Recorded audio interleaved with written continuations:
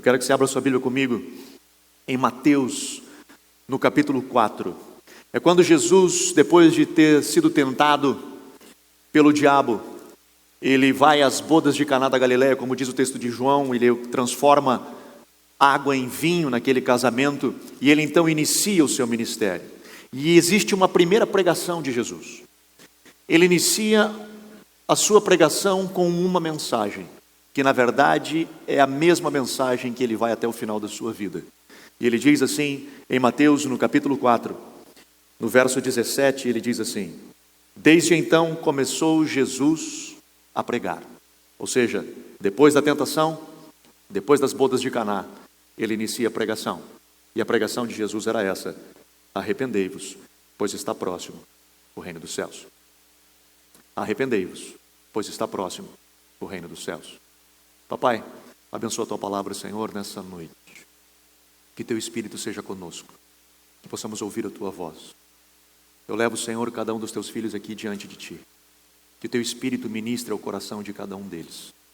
E papai, só tu és poderoso para falar com cada um aqui, no nível, Senhor, da compreensão de cada um. E eu te peço, vem com teu Espírito sobre nós, em nome de Jesus. Amém. Jesus, ele tem uma pregação, e ele diz: arrependei-vos, porque é chegado o reino do céu. Arrependimento, na essência, é essa transformação, é essa metanoia, é essa mudança de vida que nós temos. Rick Joyner, ele tem uma frase que eu acho muito forte, que ela expressa exatamente o que eu quero falar para você hoje. Ele diz o seguinte: que o Evangelho de Jesus, ele sofreu uma mutação quando ele saiu do Oriente para o Ocidente. Enquanto no Oriente, Jesus nos livrava dos nossos pecados, no Ocidente, Jesus nos livra das nossas necessidades. Enquanto lá no Oriente, enquanto o Evangelho era pregado em Jerusalém, em Israel, era um Deus que morreu numa cruz para perdoar os meus pecados e me dar a vida eterna. Quando o Evangelho sai e vem para a América, quando ele vem para a Europa, quando ele vem para o Ocidente, Jesus se transforma num Deus que me livra das minhas necessidades, de um Deus que ele veio suprir aquilo que eu preciso suprir, de um Deus que ele vem para melhorar a minha vida, de um Deus que ele vem para me agregar. Ele existe para resolver meus problemas, e eu então corro para ele quando eu tenho dificuldades e problemas, e eu preciso então que ele me socorra. Enquanto eu estou bem, enquanto eu estou vivendo bem, eu não preciso de Deus. Enquanto as coisas estão funcionando bem, eu nem lembro de orar. Eu lembro de orar quando o sapato aperta. Eu lembro de buscar Deus quando as coisas se tornam difíceis. Porque, de novo, é a abordagem, é o prisma, é a gênese, é quando nós começamos. Porque, meu irmão, a abordagem que você tem desse Deus, o início da sua fé, de como você vê esse Deus, define o final da sua jornada. Se você vê um Deus que é Papai Noel, essa é a abordagem que você vai ter dele. E o dia que ele cessa de lhe abençoar, cessa a relação. Ou quando você olha para Jesus e vê nele um Deus que morreu numa cruz para perdoar os teus pecados e te dar a vida eterna, qualquer coisa que vier depois disso é lucro. Mas você tem o maior bem, que é Ele. Você já alcançou o maior bem, que é conhecer a Ele, de estar com Ele. Existe uma diferença entre arrependimento e remorso. E eu acho que essa é uma das dificuldades que nós temos tido hoje na igreja. Arrependimento é uma coisa, remorso é outra coisa. Quem olha de fora às vezes parece exatamente a mesma coisa. Quem olha de fora parece que o que está acontecendo de fato é um arrependimento. Não necessariamente. Arrependimento é mudança de vida. Como eu falei, a palavra metanoia é: eu estou indo em uma direção, eu paro e eu mudo e eu vou em outra direção. Quando a Bíblia nos instrui, por exemplo, a um ladrão, ele diz: aquele que roube, não roube mais. Fato, mas não para por aí. Ele diz: antes, vá arrumar um emprego, vá trabalhar, vá arrumar dinheiro. produza frutos dignos de que a sua vida mudou. Porque só parar de roubar não significa que você mudou de vida. Faça coisas diferentes daquilo que você fazia anteriormente. Porque eu posso ser preso, e aí pegando o caso de um ladrão, e normalmente é assim, eu fiz trabalho na cadeia por 2 anos, visitando os presos e acompanhando os presos, fora aqueles a qual eu acabei desenvolvendo relacionamento, que eu conhecia as suas histórias, todos aqueles demais lá eram presos injustamente. Todos aqueles que lá estavam eram inocentes, e não tinham feito nada. Mas quando o cara é preso em flagrante, ele diz, por favor, me perdoe, eu nunca mais vou fazer, eu estou arrependido, eu não quero mais. Tu vai? Não, nunca mais eu vou roubar. Tu vai roubar? Não, nunca mais eu vou roubar. Você não sabe se ele está arrependido ou ele tem remorso. A diferença é, aquele que se arrepende chora a dor do erro, aquele que tem remorso chora a dor da perda. Deixa eu explicar diferente. É como o ladrão, de novo. Quando ele é pego, o que ele está chorando, eu não sei se ele de fato está chorando pelo erro que ele cometeu de estar roubando, ou ele está chorando pela perda da liberdade que ele vai ter, pela privacidade do ir e vir, por não estar perto mais da sua família. Que lágrimas são essas que estão rolando dos seus olhos? Que choro é esse que ele está fazendo? É porque realmente ele se dá conta de que ele está errado e ele precisa mudar de vida? Ou ele está chorando pela perda? Ele tem remorso. Quando eu converso com pessoas que traíram, por exemplo, dentro de um casamento, seja homem ou mulher, e normalmente eles dizem, eu estou arrependido, não quero mais fazer, eu estou arrependido. Os meus olhos sempre estão buscando saber se de fato ele se arrependeu, ou se ele está com remorso. Porque na hora que ele é pego, ele se dá conta, puxa vida, agora minha reputação foi para o saco, agora a liberdade que eu tinha já não existe mais, talvez os meus filhos não vão olhar mais para mim do jeito que eles olhavam. E eles vêm dizendo, por favor me ajude. Que ajuda você quer? Você quer uma ajuda para mudar de vida, ou você quer uma ajuda para reconquistar aquilo que você perdeu? Arrependimento, quando Jesus prega arrependimento, Ele está dizendo assim, cara, você precisa bater no seu peito e chorar o seu pecado. E dizer, cara, existe algo dentro de você que é podre e que precisa ser transformado. Que se você sem Deus é nada. Que você sem Deus, sem permitir que o Espírito Santo trabalhe no seu coração, você é nada. Jesus não está aqui para que você seja uma melhor pessoa.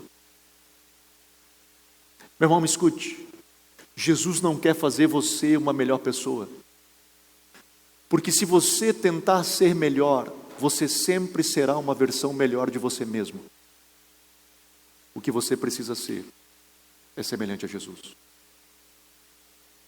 Por isso que o Evangelho ele diz, você precisa morrer para você mesmo, para que Ele tenha vida em você.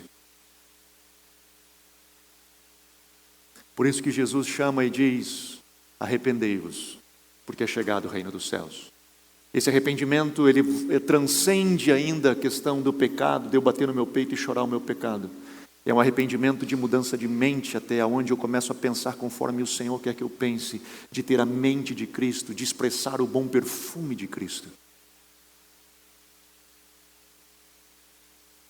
Jesus, um pouco mais para frente, ele no capítulo 9 de Mateus, eu quero que você vá comigo ali.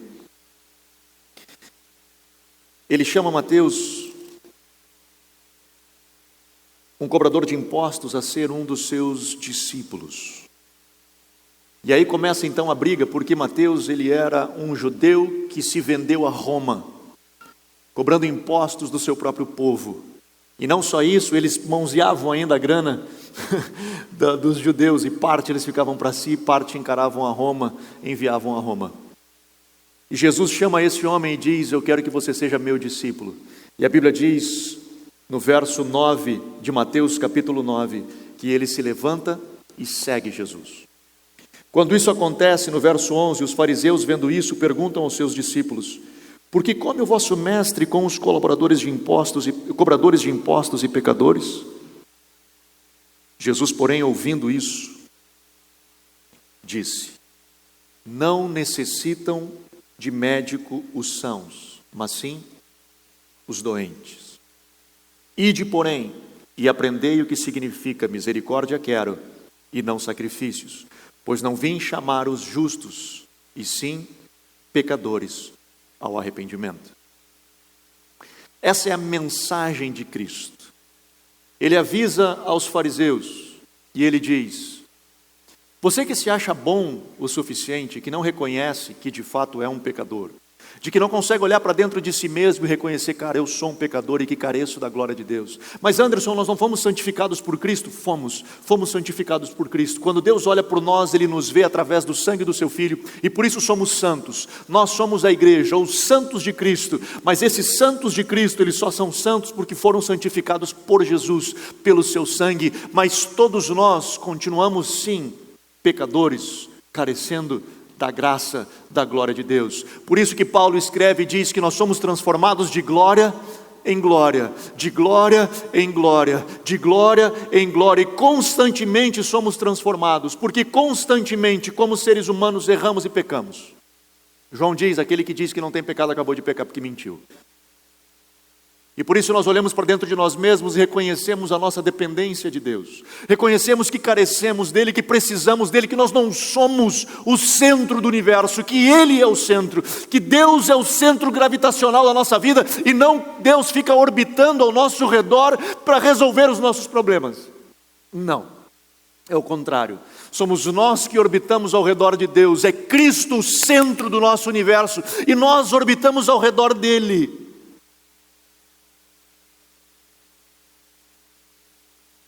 Meu irmão, cada vez mais nós temos ouvido mensagens dentro das igrejas, esse é um problema que nós já ouvimos de muitos tempos, mas eu lembro quando eu me converti já se falava disso, e ela é meio cíclica, ela é meio assim, de tempos em tempos é uma mensagem que volta. Eu lembro que no início da minha conversão, o grande problema eram as mensagens de autoajuda, e aí falava, isso aí é mensagem de autoajuda, aí já entrava com nova era, já entrava com outras coisas, a gente já ficava meio assim, batia na madeira, fazia qualquer coisa, mas meu Deus do céu, é do capeta, e a gente ninguém escutava nada, e começou a entrar algumas coisas, alguns pastores começaram a sofrer críticas, porque eles de uma certa forma, nas suas mensagens, entrava isso. Meu irmão, esse é o problema não é a mensagem em si, é o que nós fazemos dela.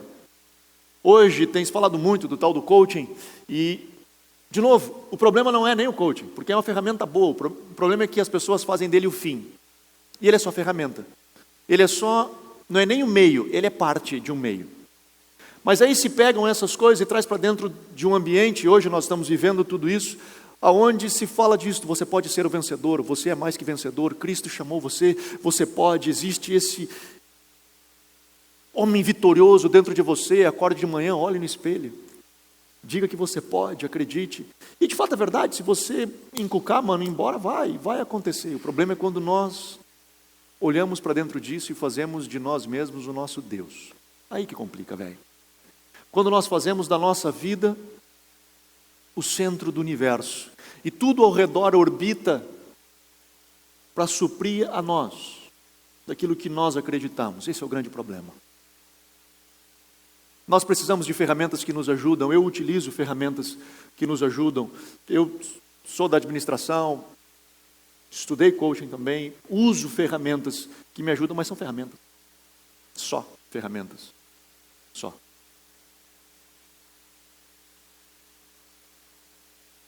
Quando nós vemos Jesus falando, Ele diz, eu não vim para o cara bom, eu vim para aquele que de fato tem dificuldades. Eu vim para aquele que tem problemas. E quando nós achamos que nós somos bons o suficiente, nós perdemos de ser alvo de Cristo, porque Cristo está atrás de pessoas que têm carências e têm as suas necessidades. Então significa que eu preciso ser um pecador para Jesus vir ao meu encontro? Não é isso que eu estou falando. Paulo, quando ele fala da graça, ele diz, não é para que a graça superabunde, porque a graça superabunda onde há o pecado, então eu vou pecar bastante para que a graça seja muito abundante na minha vida. Ele diz, não funciona assim, não é assim que se faz. Mas quando você reconhece e olha para dentro de você e reconhece as suas limitações e reconhece que você não é Deus, que você não é o Todo-Poderoso, que você não é o centro do universo e que você precisa de Deus, bom, você se tornou um alvo, nas suas costas foi colocado um alvo e Jesus vem atrás de você. O dia que você está vivendo aí soberanamente, achando que Deus é só um Deus que vai suprir as suas necessidades, que você está bem, que a sua vida está bem, que as coisas estão acontecendo bem, que você é um cara gente boa. você precisa de Deus, mais como Papai Noel, cara, você perdeu o foco. Você fala de Deus, você comenta das coisas de Deus, o seu linguajar é um linguajar evangélico, você tem um evangeliquez, mas você não está fazendo parte, de fato, da igreja de Cristo. Olha que interessante, Jesus tem uma missão, e Ele diz no final do verso 13, ide, porém, e aprendei o que significa misericórdia, quero e não sacrifícios. Escute isso, pois eu vim chamar os justos, eu não vim chamar os justos, e sim pecadores ao arrependimento. Me escute, Ele não veio chamar pobre para ser rico, Ele não veio chamar fracassado para ser vitorioso, Ele veio chamar pecador ao arrependimento. Jesus tem uma mensagem, olhando a pecadores que precisam, que carecem da sua graça, e esses terem uma transformação de vida através do arrependimento, de chorar o seu pecado e dizer, papai, eu não quero mais viver assim, transforma a minha vida, muda a minha história. E eu viro e começo a caminhar numa direção diferente.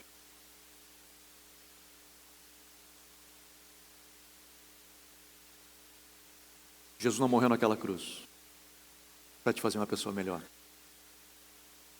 Jesus não morreu naquela cruz para melhorar a sua vida. Jesus morreu naquela cruz para perdoar os teus pecados.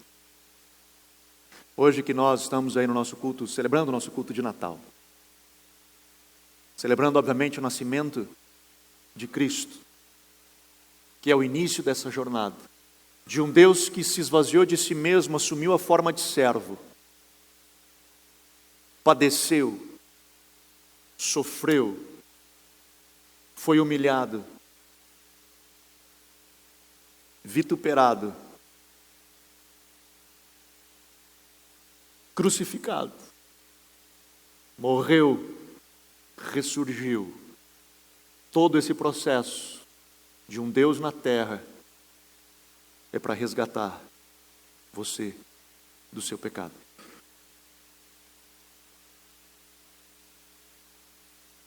É para fazer com que nós olhemos para dentro de nós mesmos e digamos, cara, eu preciso de Deus. Do contrário, eu estou perdido. Eu não sei para onde vou. Eu não sou um melhor homem. Eu não sou uma melhor mulher. Eu preciso de Deus. Eu já falei isso aqui. Meu irmão, quando a graça e a unção de Deus vem sobre a gente, cara, a gente é um melhor marido, uma melhor esposa, um melhor pai, um melhor filho, um melhor pastor, um melhor líder, a gente é melhor. Quando a gente deixa de ser a gente e permite que o Senhor resplandeça o seu rosto sobre nós e exalamos o bom perfume de Cristo, aquilo que sai de nós é diferente. Mas nós temos tido uma igreja, e aí não me refiro só a nós como igreja local, mas nós temos tido uma igreja brasileira que tem abraçado essa mutação do Evangelho do Oriente para o Ocidente. De um Deus que me perdoa dos meus pecados, para um Deus que resolve os meus problemas, que me livra das minhas necessidades. Eu quero ler mais um texto com você, em Lucas, no capítulo 7, que essa experiência, ela é uma experiência muito forte de uma mulher pecadora que se achega a Jesus, que unge os pés de Jesus. Jesus, ele chega a Simão, um fariseu, e se convida para ceiar na sua casa. E quando eles entram para fazer a refeição, e estão sentados, invade uma mulher, uma casa de um estranho, uma pecadora. Ela se prostra aos pés de Jesus com um vaso de alabastro e começa a derramar esse óleo. E ela então rega os pés de Jesus com as suas lágrimas, chorando aos pés de Jesus. E Simão, que era um fariseu, pensa, se Jesus soubesse quem era essa mulher, ele não deixaria tocá-la, porque ela é uma pecadora. E Jesus responde assim para ele: no verso 41. Certo credor tinha 2 devedores. Um lhe devia 500 denários e outro 50. Não tendo eles como pagar, perdoou-lhe a ambos. Qual deles o amará mais? E respondeu Simão: tenho para mim que é aquele a quem mais perdoou. 43. Respondeu-lhe, 44. Encerrando o 43. Disse-lhe Jesus: julgaste bem. 44. Então, voltando-se para a mulher, disse a Simão: vês tu essa mulher?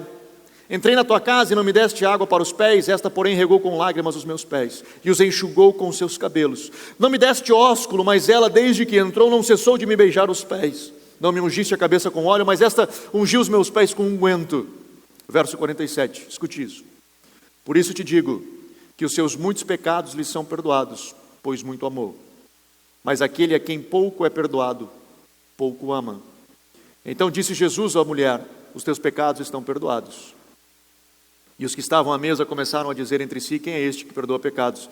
E Jesus disse à mulher: a tua fé te salvou, vá em paz.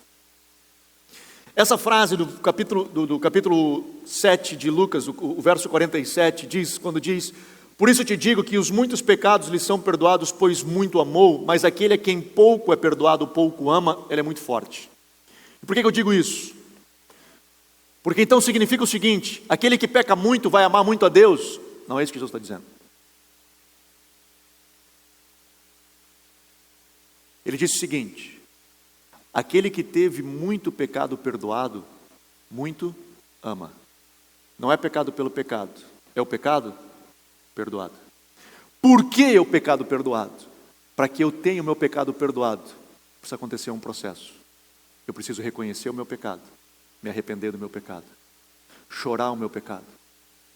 E nesse processo de eu chorar o meu pecado, e nesse processo de eu me arrepender diante do Senhor e dizer: papai, eu sou mau, eu sou podre, eu preciso de ti, como é que pode eu continuar vivendo dessa forma? E eu bato no meu peito, eu reconheço a minha miséria. Eu me deparo com um Deus que é enorme, que é grande, e que Ele vem ao meu encontro e Ele me ama. E quando eu me dou conta desse Deus que é enorme, vem ao meu encontro e me ama, mesmo eu sendo esse pecador, porque eu reconheci que eu não era ninguém, e Ele me amou desse jeito, cara, meu amor por Ele é absurdamente grande. Sabe qual é a dificuldade das pessoas? É que a sua relação com Deus não é por quem Ele é ou elas são, é por aquilo que Ele tem para dar para elas. Por isso que o amor da igreja também não é tão grande assim. Porque ela não conseguiu entender esse processo de quem eu sou, de quem Ele é. Tenta imaginar como um pai rico, muito rico, um homem que é multimilionário, bilionário. E ele então olha para algumas pessoas, alguns jovens, e escolhe um e diz: eu quero te adotar. Quando ele diz isso, chega a dar um frio na barriga, não é? Digo: rapaz, agora estou feito. E ele adota. E ele adota porque ele o ama. Ele adota porque ele realmente deseja ter família. E ele chama esse camarada para dentro da sua realidade, da sua casa. Compartilha dos seus móveis, do seu espaço, do seu quarto, partilha da mesa. Ele partilha de um bocado de coisa. O problema é que esse menino, ele não está interessado no quarto. Ele não está interessado do estar à mesa.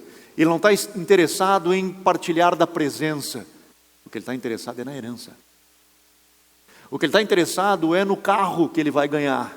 O que ele está interessado é na mudança de vida que ele vai ter, do status que ele vai ganhar a partir de agora, da nova escola que ele vai estudar, dos novos amigos que ele vai ter. Ele não está interessado no pai. Ele está interessado de que o nome do pai venha para ele, porque o nome do pai estando com ele, ele tem benefícios com isso. Como você que é pai, como você se sentiria se esse fosse o seu filho? Como você se sentiria se essa fosse a relação que você tem com um filho que estava perdido, abandonado, atirado, jogado às traças, e você foi lá, trouxe ele para dentro da sua casa e deu o seu amor e deu o seu melhor. E o que aquele menino quer, na verdade, é só uma coisa: é o teu dinheiro. Ele só está preocupado com o teu dinheiro. Deus, Ele nos ama a despeito de tudo isso. E a parábola do filho pródigo fala exatamente disso. De um menino totalmente interesseiro, que vira as costas para Deus e sai. E que o pai o recebe porque o ama.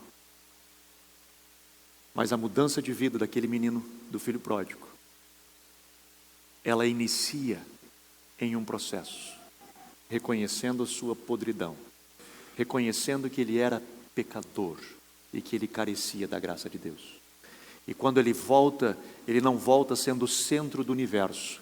Ele não volta olhando para o pai dizendo: pai, eu quero tudo isso aí porque é meu direito.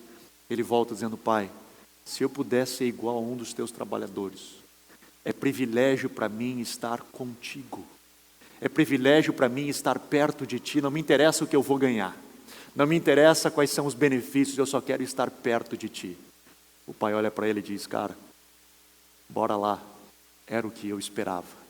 Esperei demais por esse tempo, aonde tu de fato é meu filho. Tu me ama por quem eu sou, e não por aquilo que eu tenho para dar para você. Quando Jesus fala disso, ele diz: sabe, aquele que ama mais, é aquele que tem mais pecado perdoado. É justamente por isso. Porque aquele que teve mais pecado perdoado reconhece que ele estava lá comendo comida de porco. E ele não esquece mais que ele comeu comida de porco. Ele não esquece que ele esteve lá, no meio da imundícia. Ele sabe que ele estava perdido. E quando então ele se dá conta disso e volta para o pai, ele o ama. E o ama de verdade, porque ele sabe que o pai o resgatou e o recebeu, mesmo ele vindo de lá. E o abençoa. Nós, igreja evangélica, algumas demonizam o Natal como uma festa pagã, outras já conseguem ver de uma forma um pouco mais livre isso tudo. A gente como CTF, não é minha pregação, mas a gente como CTF entende obviamente que Jesus não nasceu no Natal, entende obviamente que essa não é uma festa que Jesus um dia sonhou para nós celebrarmos, no sentido de bora, essa é uma festa bíblica. Não, não é. Mas nós amamos Jesus. E só estamos aqui porque um dia Ele nasceu. E se nós celebramos Ele, se Ele nasceu dia 25 ou não me importa. O que importa é que nós podemos usar desse momento para nos amarmos uns aos outros e para nos relacionarmos com Ele. Para amarmos as pessoas que hoje se tornam mais sensíveis e que no mundo inteiro quase o mundo inteiro nesse dia, né? Que possamos alcançar o coração das pessoas. E nesse dia, nós, cristãos, que aos quatro cantos anunciamos que Natal não tem a ver com um presente, e sim com o nascimento de Jesus, que de fato isso seja real nas nossas vidas.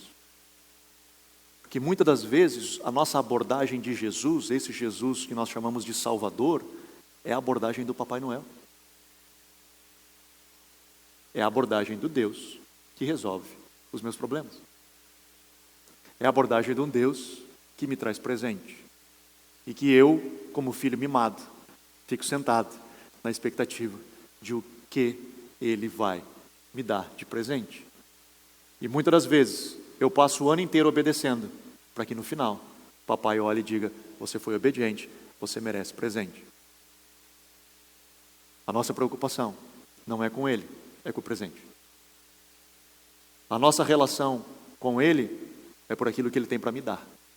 A nossa obediência, a nosso andar na regra, tem a ver com o que Ele tem para me dar, e não do nosso amor por Ele, e não da nossa vida de devoção a Ele, dizendo: papai, eu te amo a despeito de qualquer coisa. Eu te amo. Porque eu olhei para dentro de mim mesmo e vi, cara, que eu estava perdido. E eu chorei o meu pecado.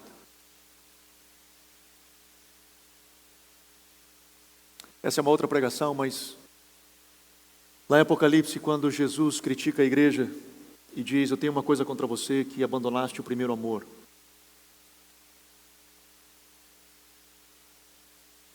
Ele passa por uma coisa. Quando nós,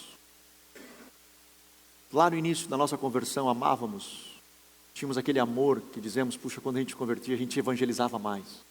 A gente corria atrás das pessoas. A gente tinha aquela coisa dentro da gente. Eu lembro que, às vezes, eu estava dirigindo, eu parava para chorar, porque tamanha alegria que eu tinha de ter sido salvo. E com o passar do tempo, nós vemos essa chama ir diminuindo. Isso significa que nós temos que evangelizar mais? Isso significa que nós temos que falar do amor de Deus mais? Não é disso que Jesus está criticando. Por que nós falávamos de Jesus mais? Por que nós declarávamos o nosso amor maior? Por uma razão simples.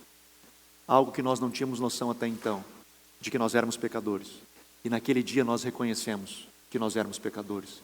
E dizemos, cara, Jesus me salvou. E nós olhávamos para todo mundo e tinha vontade de dizer, cara, escuta, Jesus pode te salvar também. Jesus pode mudar a tua história. Jesus pode resgatar a tua vida, porque Ele resgatou a minha. Eu estava perdido e fui achado.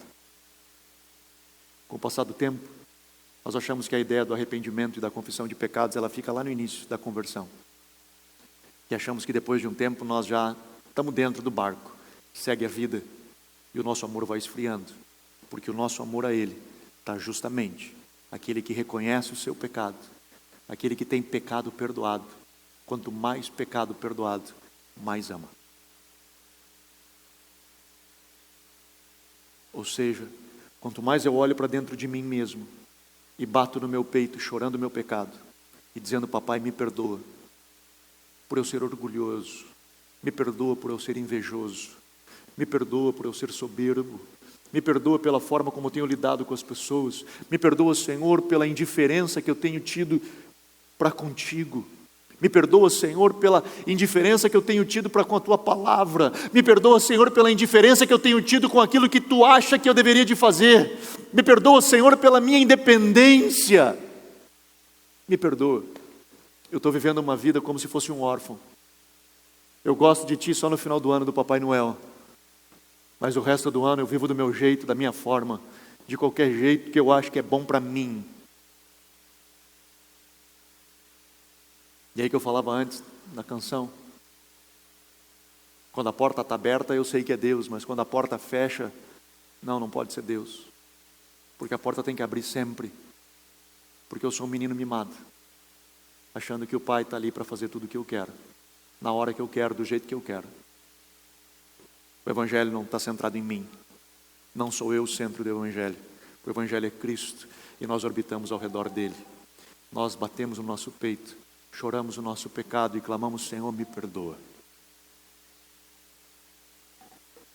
Cada vez mais, nós temos ouvido menos falar de pecado e de arrependimento nas igrejas.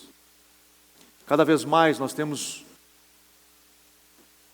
ouvido menos de fato a essência daquilo que Jesus morreu, a razão pela qual Ele veio, que é uma só: trazer pecadores ao arrependimento. Amém? Vamos ficar de pé.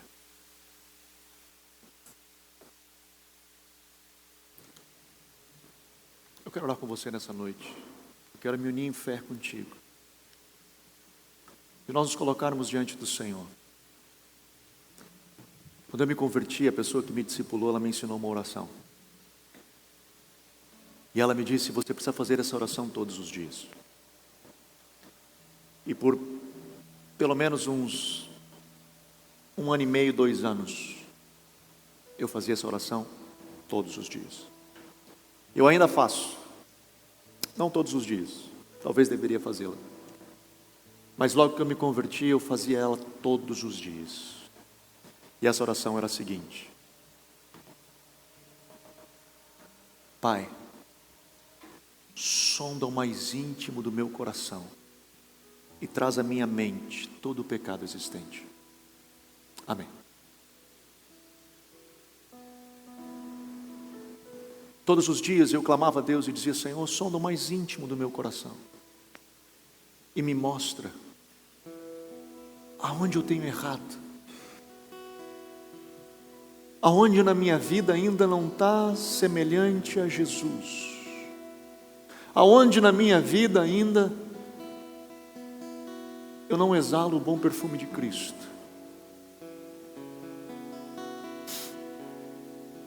E o Senhor falava, eu chorava, eu batia no meu peito e chorava, reconhecendo os meus erros, reconhecendo as minhas limitações. E ali foi acontecendo um processo. Eu fui me apaixonando cada vez mais por Ele. Eu fui amando Ele mais, porque eu fui me dando conta como pode um Deus que é tão grande amar alguém como eu. Porque eu olhava para dentro de mim mesmo e dizia: Senhor, me perdoa, me perdoa. Eu gostaria que você fizesse essa oração. Ela é simples, ela é curtinha, mas que você orasse ao Senhor e dissesse: Pai, sonda o mais íntimo do meu coração e traz à minha mente aonde eu tenho pecado, aonde eu tenho errado. E pare para ouvir. Pare para ouvir. Não justifique, não se justifique. Pare para ouvir. Porque muitas vezes nós justificamos os nossos pecados. Nós temos explicação para tudo. Jesus não quer explicação. Ele só quer que você o ouça e que Ele fale contigo. Ore ao Senhor e diga: Espírito Santo, fala comigo, me mostra aonde eu tenho errado, aonde eu tenho pecado. Traz à minha mente aonde estão os meus erros. Em nome de Jesus. Aqui, prostrado outra vez,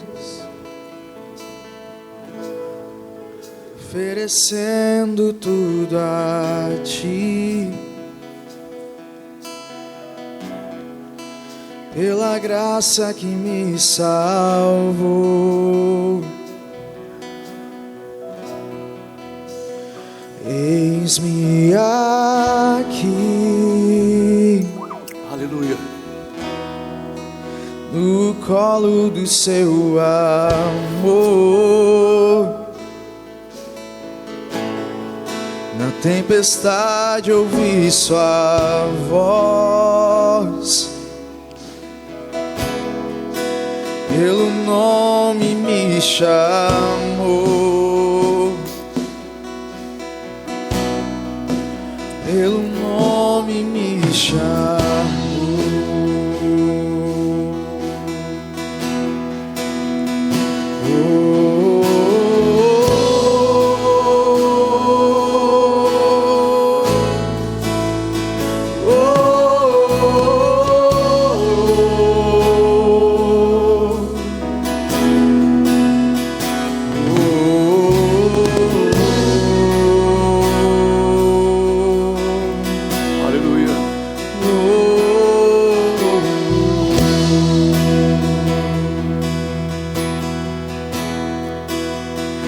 Eis-me aqui, prostrado outra vez, oferecendo tudo a Ti, pela graça que me salvou. Eis-me aqui, no colo do Seu amor,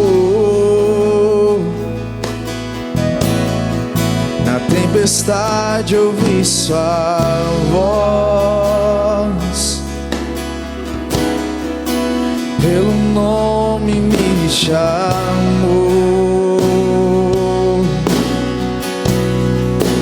pelo nome me chamou.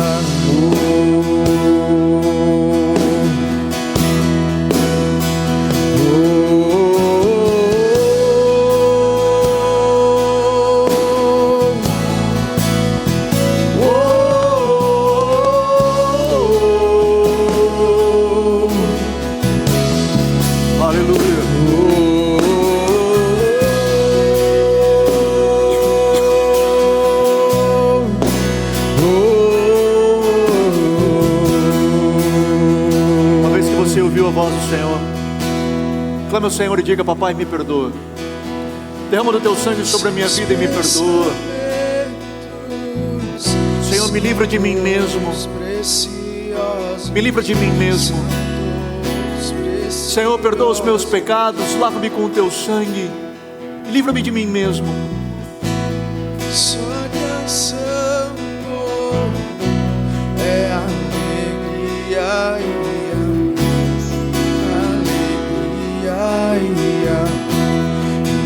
liberdade. Seus pensamentos são todos preciosos, são todos preciosos.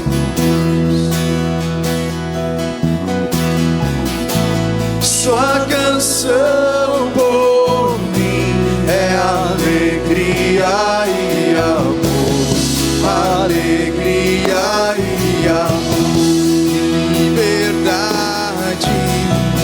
Seus pensamentos são todos preciosos, são todos preciosos.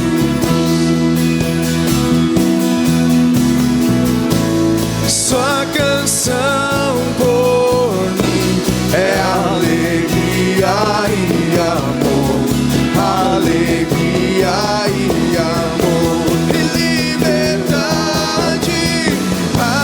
Aleluia, aleluia. Seu amor me alcançou.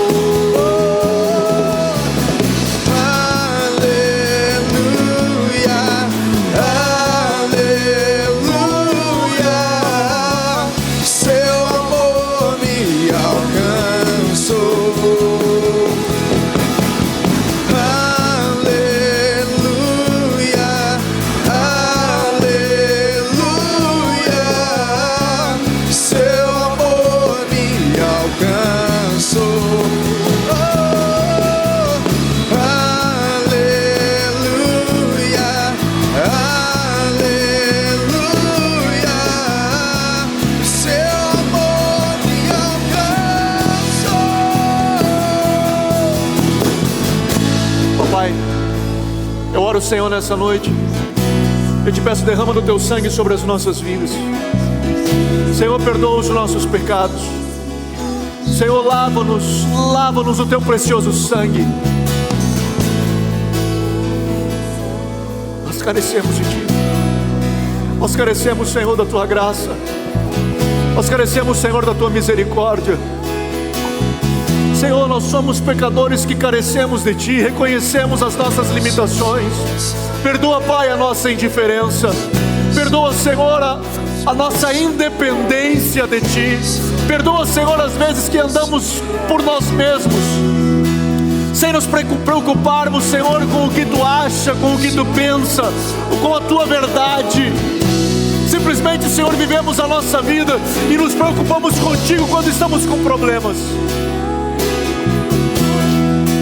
Senhor, nós pedimos perdão. Perdoa-nos, Senhor, em nome de Jesus. Perdoa, Senhor, a imundícia dos nossos corações. Senhor, esse coração enganoso que habita dentro de nós, que, Senhor, nem nós o conhecemos. Como diz Jeremias, somente, Senhor, Tu que esquadrinha o nosso coração, que o conhece, nem nós o conhecemos. Ele nos engana, Senhor, até a nós mesmos. Por isso, Pai, nós colocamos o nosso coração diante de Ti.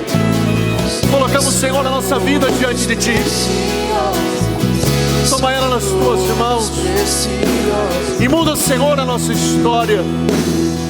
Ajuda-nos, Senhor,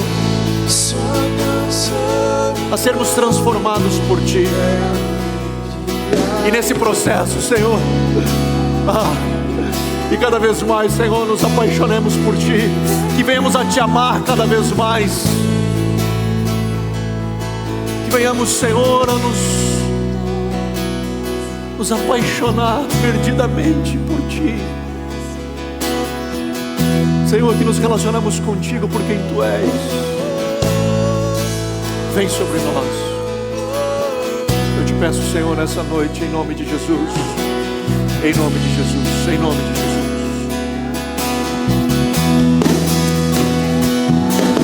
Aleluia. Seus pensamentos